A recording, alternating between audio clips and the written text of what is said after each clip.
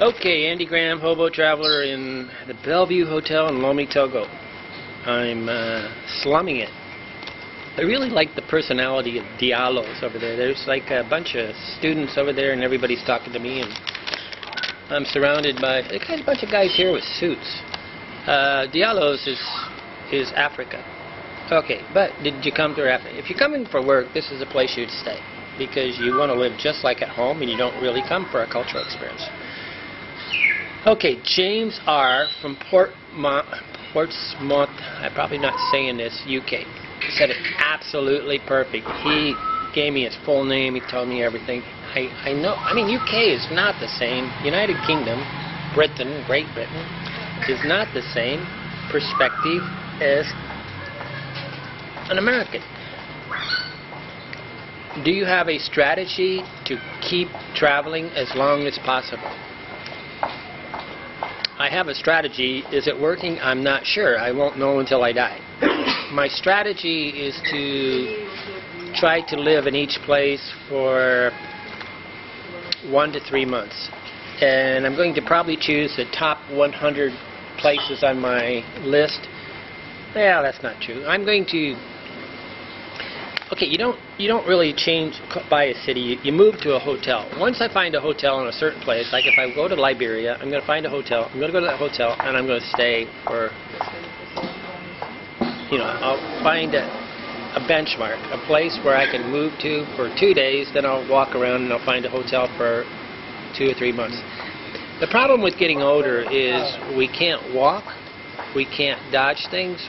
Our senses, our peripheral vision gets, our mind goes slower, and people they see us as weak and they're more likely to attack us. So we have to go slower so things happen slower.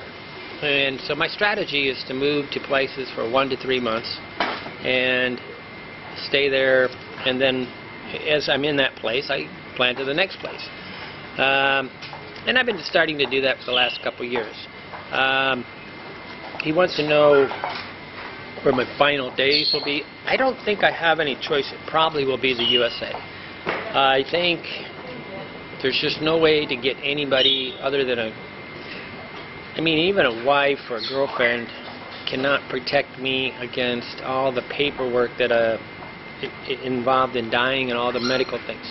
I'm not worried about dying in the medical stuff. I'm worried about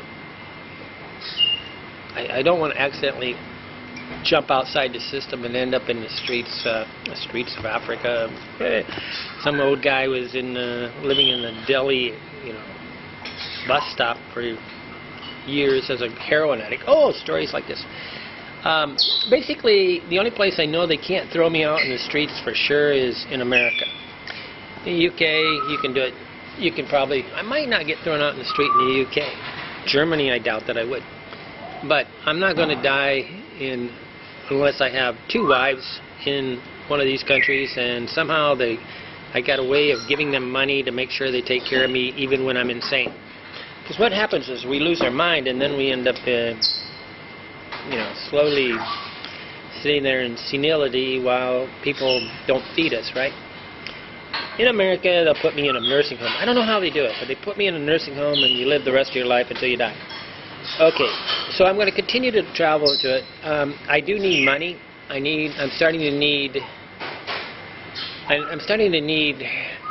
my money situation with all the ways I did it by selling ads and stuff has almost gone down to nothing. So now I need to sell books, do tours, and sell products on Amazon, fulfillment by Amazon.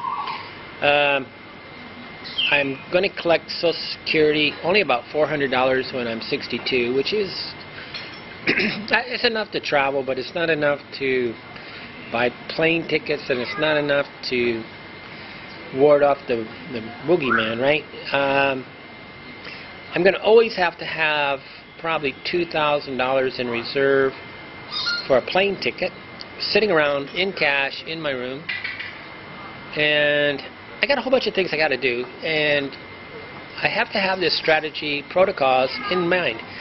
Now, at the end of the day, cash is king, and everything else is just... So having a house overseas doesn't mean anything. Having $100,000 in cash with me means a lot.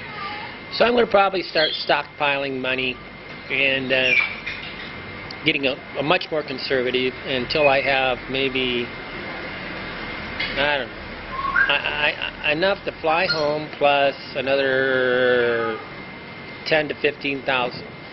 Now, some of us are living at the edge. I have had, I'm having somewhat having financial problems, I guess. The Hobo Traveler the traffic went from 20,000 views a day down to about 15,000 views a day. Unique visitors. That's not hits, guys. I'm having, I don't know, 2 million hits a day.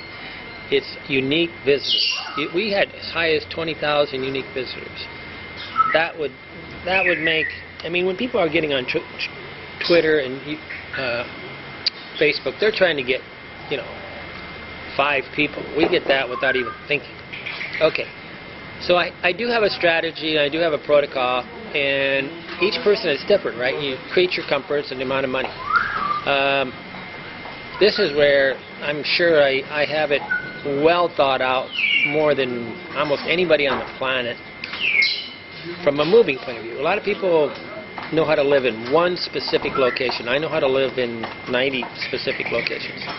And this is where really hiring me as a consultant would be just like saving yourself $30,000. Okay, Andy Graham in the Bellevue Hotel in Lomé, Togo, West Africa. It's March 2014. Got a bunch of business guys in this place. I don't see one black person except for the waitress. She's very big.